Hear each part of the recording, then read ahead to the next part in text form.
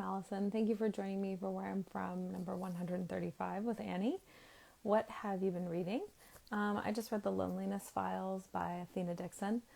It's a memoir and essays, and it's obviously a lot about loneliness, but it's about far more. It's a really beautiful book, and I appreciated a lot of it takes place over COVID and the increasing loneliness that we all lived with in varying degrees. And I just appreciated such an honest book about the loneliness that I think many of us feel in society today, this kind of disconnectedness. And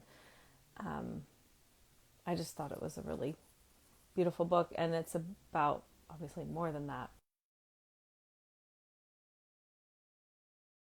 The Loneliness Files by Athena Dixon. Annie, I'm accepting your invitation and inviting you, and it will eventually work. And it did. Hello, Annie. Hi, Allison.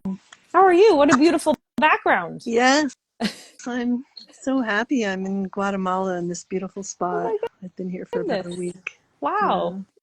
That's wonderful. That's exciting that you're Instagram living from Guatemala. That's the joys Right. of those are the joys of technology. Exactly. Yeah.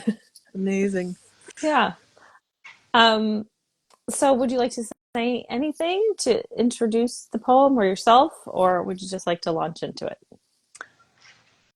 Sure. Yeah. I'm Annie Finch, and I'm actually known in the poetry world as a meter lover. And so I loved the invitation to write one of these poems because it just brought me back into a long time when I wrote free verse, Mm-hmm. and it was just so beautiful to be able to connect and in that way. And it was interesting because I first wanted to write about. Well, I don't know. Maybe I'll talk. We'll talk afterwards You can, about yes, how that's it turned out. completely fine too. Yes. Your experience, so you're probably ready to read. Some people like to talk a bit, because they're a little nervous, but you're a Yeah. pro, so go for it. Okay. Okay.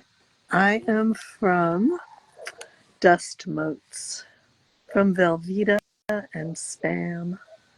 I am from the floor of twigs in the forsythia bush. Sharp, peaceful, it cradled me. I am from cat bowls and grown-ups' feet and voices tumbling roughly up and down green carpeted stairs. I'm from bookmarks and sewing baskets, from Grandy and Aunt Jessie. I'm from the long huggers and the nose tweakers. From family hold back and we'll just make do. I'm from the master of the sheepfold bin, sung in the back of a Volkswagen van while the other children slept. I'm from Minnograph and Bobby Burns, oatmeal and stewed prunes, from the scraping out of my mother's womb and touching we were not allowed to say. In my diary was pasted a square of the older wallpaper I found under the old wallpaper when my mother and I scraped it off. I am from those women, lost and now remembered in the eyes of the women around me and to come. Thank you. That was beautiful. Um, so what were you about to say? You said I'll talk about it after. So we can circle back to that. Yeah, well, I was going to say that um, at first I just thought, well, I'll write about I intended, it went through three different incarnations as I've been musing over this in the last few months or so. And first I thought I would just write about the difficulties of my childhood, the kind of bittersweet Mm-hmm. angle that, I sort of assumed I would do in the beginning, like Mm-hmm. the problems of my father's temper or the problems of um, not fitting in various ways, and and the pain, the various pain of it, and of course the good things too. But that was my original thought, and then I kind of started thinking, well, I'm not really from that Mm-hmm. anymore. Like, I've Mhm. moved on, I've done so much changing and growing and healing. And so then I started writing a different one. It was, which I still sort of loved the beginning of, but I didn't finish it. But it was like, I am from feathers and I am from water. I am from feathers and fruit. And it was going to be just more about where I feel my actual soul is Mhm. from as a goddess Mhm. loving, Mhm. witchy poet. I just feel that I'd really created a new home, Mhm. So I was going to write from that new home. And then as I was writing it, I realized what I really wanted to say, which I hadn't realized, which is I am from my mother's Mhm. lineage. And so I sort of went back to the first idea, but I discarded the idea of the difficulty caused by patriarchy stuff Mhm. and by the family dynamic of my father being in charge of everything. And I was just like, no, where I'm really from is my mother and her stories about the women in her family. Mhm. And yeah, definitely some pain in there, but that's really, it's the roots of it. The roots of it were so deep and so strong. So that was a beautiful experience for me, to realize that that was where I really wanted to be from, Mhm. because you know, I think a lot about matriarchy, and I'm always thinking about ways to create. I teach women, and I'm really interested in the bonds among women and empowering women together. And I study matriarchal cultures and how they're put together around the world. And so to realize that I am from that already was a Mhm. beautiful experience. So I'm really grateful. So now that I've said all that, I could also read it again if you want. Yeah, if you'd like, and I feel like some people just joined us and they missed it. So yes, if you'd like to read it Okay. again, I mean, that's So I am from dust motes, from Velveeta and spam. I am from the floor of twigs in the forsythia bush. Sharp, peaceful, it cradled me. I am from cat bowls and grown-up feet and voices tumbling roughly up and down green carpeted stairs. I'm from bookmarks and sewing baskets, from Grandy and Aunt Jessie. I'm from the long huggers and the nose tweakers, from family hold back and we'll just make do. I'm from the master of the sheepfold bin, sung in the back of a Volkswagen van while the other kids slept. I'm from Minnograph and Bobby Burns, oatmeal and stewed prunes, from the scraping out of my mother's womb and the touching we were not allowed to say. In my diary was pasted a square of the older wallpaper I found under the old wallpaper when my mother and I scraped it off. I am from those women lost and now remembered in the eyes of the women around me and to come.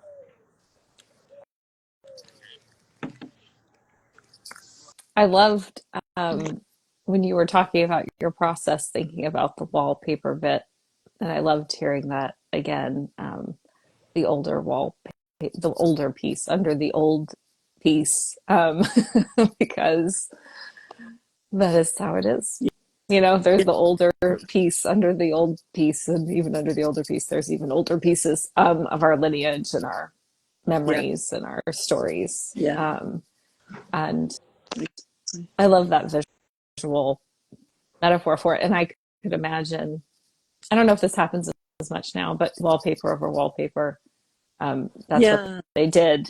That was a mind-blowing moment for me. I was 9 years old, and and someone who had had the previous wallpaper, it was actually all gone, but somebody had kept one little square of it, like, and I'm sure it was a woman who wanted to remember the wallpaper that was there and kind of preserve it. Mm-hmm. So it was such a moment for me when I was 9 to do that job with my mother of Mm-hmm. scraping the wallpaper, and then to discover this archaeological, domestic archaeological secret Mm-hmm. hiding underneath. And I can still visualize that wallpaper perfectly, what it looked like.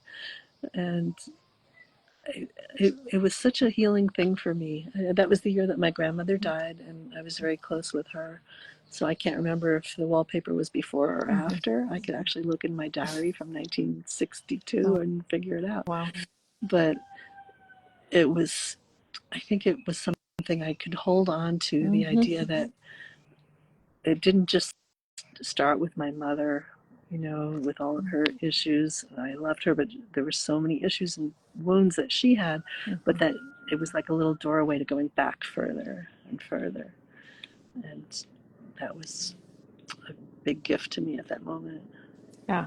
And have you seen the t-shirt and that I am living the life my ancestors dreamed of? Wow. I I think of that sort of notion a lot with my matrilineal line because I feel much more connected to that as well. And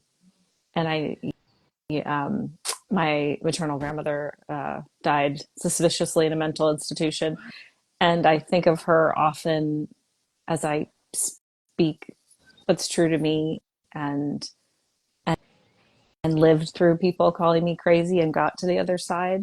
Like I think of Mm-hmm. her and it helps me continue to speak uh, Yeah. because I can, and I'm Yeah. not worried I'm going to be locked up currently or hopefully ever. Uh, you know that I got through that, and I think of her, and um, I feel that strong connection to the women before me who were silenced. And Yeah. um, Yeah. Yeah. I totally hear you. And it's interesting about how it can motivate us because mhm, it's easy not to say anything, especially if we're living a life that, I am starting to live a life that I've dreamed of and that I'm sure my ancestors dreamed of. mhm, And so you do wonder why continue to speak out, why continue to share your work with the world. Creating is one thing, creating might just mhm, happen, mhm, but why share it? mhm. And I think you're right. It's because of the ones who were silenced that there is this a need to share, to because we can speak out. Yeah, and so many Yeah. women in the world. Yeah, Yes. And I think also for myself, I don't know if you've gone through this, but there were certain things that I felt I had to speak about, but then there were other things I didn't, and that changes over time. yeah, And more and more, I just think, well, if I feel this way, I feel it's important to share it. It's just kind of shedding shame more and more and yeah, realizing the shame isn't mine, it's someone exactly. else's. Yeah, And I don't want to carry it anymore. yeah. I've been doing internal family systems. Oh, yeah, me IFS. too. Yay! I love it. It's so great. It's so Yeah, good. it's the Yeah. best of all of them. Right? Many different therapies. Hmm. It's just, yeah, it's incredible. It's so Yeah. fast, efficient. Just boom. Well, and I Yeah, when think, you talk oh, shedding, go ahead. you just when you said shedding, I just had a feeling. Mhm. Well, and I think also, I mean, I don't know if you have these experiences, but I mean, it is very real, these younger pieces of Yeah, versions of myself. It's like, oh, hi, yeah, totally. and feeling Yeah, some a responsibility in a different way. And the thing that I'm always each time I meet a younger version of myself, without fail, they're like, "We're still alive." Every single one of wow. them. And I'm 50, and so that was a big. I had just had my 50th birthday a couple months ago, and it was like a big because when I would tell them oh, I'm 49, I'm 48, they'd be like, "No, come on." And it brought home in a way that almost nothing else did, like just kind of the constant state of terror that I Of was what? living with, of Yeah, terror, that I was living with. Um, yeah, because when you live with something, you live with it, and you kind of don't, you can't quantify it, especially as a child. yeah, Just is. yeah, exactly. But then it's amazing to me that something that I've held on to for 50 years or 60 years or whatever can just disappear in 1 hour session of IFS. It's incredible. And Mm-hmm. just, I had some energy work the other day that was so powerful because I finally learned how to do IFS on my own, which is what my Mm-hmm. IFS therapist has been saying for a couple of years. The goal is to get the tools so you can Mm-hmm. do it on your own. So I was doing this really Mm-hmm. powerful energy work, going back to this, and this thing came up from when I was 12, this really traumatic experience of being sexually molested. And I've done a lot of work around this experience before, but this time there was like this really, really heavy, like a rock in my hip that I couldn't move. And the energy worker starts rocking me just so gently. And all of a sudden I'm like shouting, no, no, no, no. Like that was still locked in there, and it Yeah. came out. And then I was doing, while doing this work, I was doing energy work with IFS work with this inner child, and I think it made it so much more powerful to have that tool of IFS, that I could connect with that child, I could see her, I could help her, and it, as a witch, I have a lot of experience with ritual in the real Mm-hmm. world, Mm-hmm. and IFS also to me has the qualities of a shamanic journey or a Mm-hmm. witchy ritual, and it Mm-hmm. has the same power. Like it can really I can see that. move things away, Mm-hmm. put them to rest. It's just beautiful. And for Yeah. anyone listening, IFS is, you can read about it in a book called No Bad Parts, by person who invented it. Richard I Schwartz. don't know. Dick Thank Schwartz. you. Yeah. I don't even know that book. I gotta read it now. Oh, it's so good. Um, I would Awesome. say caveat, I think the exercises are pretty heavy if you're not doing them for the first time with a licensed therapist. So I Yeah. would just read the book. Don't feel like you need to do the exercises. I just think it gives a great understanding of what we're talking about, that our behaviors, these things that we carry with us, are actually parts of ourselves that have not found a way to be reconciled or seen or acknowledged, and that Yeah. this system helps us do that. Yeah. Internal And family systems, it's called. It's a fantastic mode of therapy. Really brilliant. Yeah. really like gentle, Just, really yeah. loving and kind towards these pieces, these parts of ourselves. And I Yeah. think for many of us who've lived with trauma, we maybe not, we maybe are not that nice to those parts of ourselves Yeah. at different times. And so it's so lovely to have the opportunity to treat these parts of ourselves with kindness and Yeah. And compassion. IFS, it's a really well thought out system. When I first Yeah. encountered it, it was pretty much the first of all the different therapies I've done. Almost the first. Rubenfeld's synergy method was another, but that's really hard to find. They have a lot. It has a lot Mm, in common with IFS, mm-hmm, but it was the first time I had, like, I encountered something that I recognized as a poet who works in meter.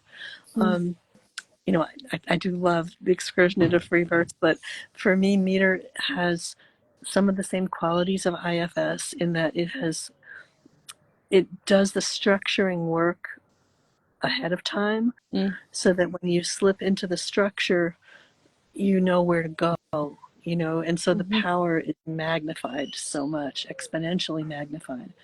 And that's the experience I have, teaching meter as a tool. I teach to women basically, and I do it in a very spiritual, goddess centered way. I mean, my sense is that meter is the language of the goddess, and that it really can take words and guide them into places where they will relate to other words in a way that's healing and transformative, and that raises the poem to an entirely new level of power and effectiveness. And to me, that's what IFS does as well. Like the structure that it understands about the self and our different parts and how they interact, it's just so brilliant that it exponentially, magnifies the healing. It's fantastic. I love that about IFS, but also about meter. I just think that's beautiful. I've always been really drawn to structure in my writing. And I did recently make the connection that I think it is because of loving structure in a life that was deeply unstructured, then craving this kind of like, please give me a unifying system Yeah, for life, you know? And absolutely. Yeah. yeah, so I love that with meter, with poetry, like because I do believe this in writing, like that structure gives Yeah, you freedom. yeah. It Actually, the feels very counterintuitive, but yeah, exactly. I think, well, pretty much the first book I published in 1993 was an anthology called A Formal Feeling Comes, Poems in Meter by Contemporary Women. It's still in print, A Formal Feeling Comes. Um, and it's 60 different women poets writing in meter and form, and they talk about why they did it. I interviewed each one, or they wrote like an essay about why they choose to write in form. And so many of them said that it's a healing tool. You know, there's this incredible one, this woman who wrote a sestina about being sexually molested, and she just talks about how it's such a powerful tool um, for her. It's like Mm-hmm. you know, going down under the ocean wearing a scuba diving suit or Mm-hmm. something. Like, it protects you so you can Mm-hmm. go down to these places you otherwise Mm-hmm. couldn't. But I also think that it's a very natural human um, capacity and desire. So I wouldn't even necessarily say Mm-hmm. yes because we grew up with so little structure. But Mm-hmm. also, even if we had grown up with structure, I think we would just enjoy it, Mm-hmm. as cultures all around the world love it and do. The big difference for me that I think, like the elephant in the room as far as meter, is what I call metrical diversity. Because so many people, when we think of meter in English right now, they only think of one meter, which is iambic. Mm-hmm. And so, like, I have this meter magic spiral in my Poetry Witch community online, and I'm teaching 6 different meters. We do a month, we spiral through 6 months of different meter each time. Mm-hmm. And so I really feel that's the key, is to open up a variety of different meters so you're conversant, you have the Mm-hmm. vocabulary, and then it's not like being trapped into this hierarchy of power where it's all iambic. Like, no wonder people are afraid of meter, because they only know Mm-hmm. that there's one, and they think it's like this, authoritative structure. And of course, it's Yeah, not. I was actually going to ask you about that because that is sort of my interaction with meter when I took a poetry class in college, and this Yeah, feeling that iambic is kind of like patriarchal, yeah, and so like yeah, how do you, yeah, so having different yeah, meters, that makes a lot of sense. yeah, exactly. Hmm. So yeah, I do it. I have a spiral of Hmm. well, I also, it's based on my experience with ritual as a witch, Hmm. having casting a sacred circle. Hmm. So I started a long time ago using like a different meter for each direction, and I've Hmm. refined it, and now I teach them. So, and each meter is associated with a different part of ourself: the will, Hmm. mind, body, heart, and spirit. Hmm. And the spirit in the center, the goddess, has 2 meters, because the goddess is death and life together. Hmm. So there's 6 meters in total that I'm working with. And yeah, interestingly enough, iambic turns out to be the meter of the mind. Oh, well, that And makes sense. doesn't it? It's controlling Yeah. everything.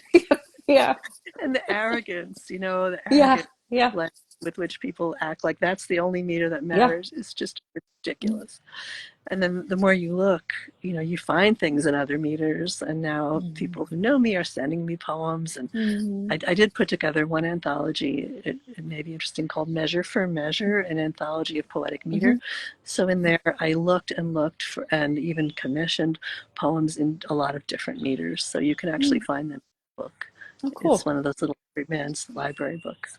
Oh yeah, I will Yeah, look for it because that does really interest me because I feel, I don't know, like the poetry, Georgella, when we were talking about poetry, she was saying, like it's for everyone. yeah, And I know that intellectually, but hearing it from her really helped me yeah, because I had gone through an academic process where it was definitely like it wasn't for everyone. And yeah. We it was analyze nice. It felt so it. freeing to Yeah, have somebody just say, no, it's for everyone. Like, yeah, yeah. Well, with the academic process, was it free verse and meter both that you had that feeling that they're? I think it was more for the person who was in charge. Yeah, It was yeah, just kind of like, yeah, it felt very, very yeah, subjective. Like, well, I just don't really like this. I mean, she wouldn't say that. I wish she yeah, had. That would have been yeah, easier. yeah. Exactly. It's kind of a you know, paradox. I hear you. Yeah, yeah, than saying, oh, this isn't this working for and it's like, well, actually, I just don't like it. It would have been easier for me to yeah. Right. absorb. It would have been more Like, honest. okay, It would have been more yeah. honest. Yeah, I think it's a bit of a paradox, because I think there's this idea that free verse is more accessible and easy and everybody can write it. And of course, sometimes it's amazing. And a lot of times it uses rhythm and meter, and that's what gives Yes. it its power when you really look at the Yeah. deeper structures of it. But I think the irony of it is that when I start teaching meter to just whatever, when I was teaching undergraduates for years and years, I would teach them meter, and all of a sudden they'd be like so empowered. Mm. Like, because if you don't have meter, then the only thing that makes a poem good is if it's like sublime in some way that is undefinable and unattainable, right? Like your person is like, it's all free verse, but how do you know if it's good? I don't know. It's just Right. poetry, capital P, all of a sudden. And who the fuck knows why? But when you teach people meter, it's like, Yeah. okay, a poem is something. So I've been working on my definition of poetry for a long Mm-hmm. time now, and it Mm-hmm. used to be, well, it's maybe that's another story, but I think I might be coming out with kind of a controversial definition soon. Mm-hmm.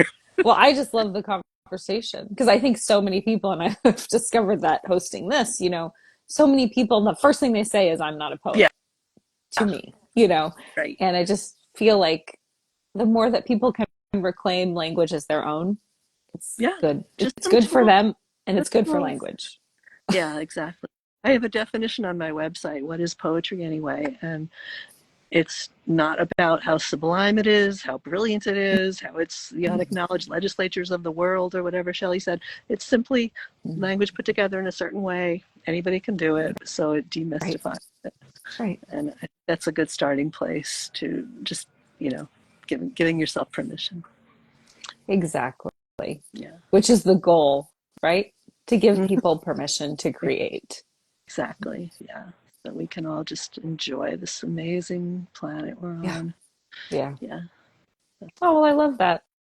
Thank you so much for sharing that, Annie, and sharing your poem and this whole conversation. Is there anything else you'd like to share before we say goodbye?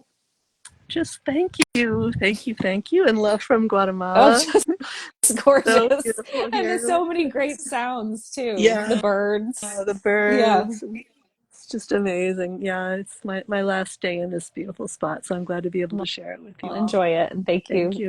Thank you for sharing it with No us. And thank you so ceremony. much, Annie. A couple of hours. Okay. Bye. Bye. Thank you. Bye. You too. Bye.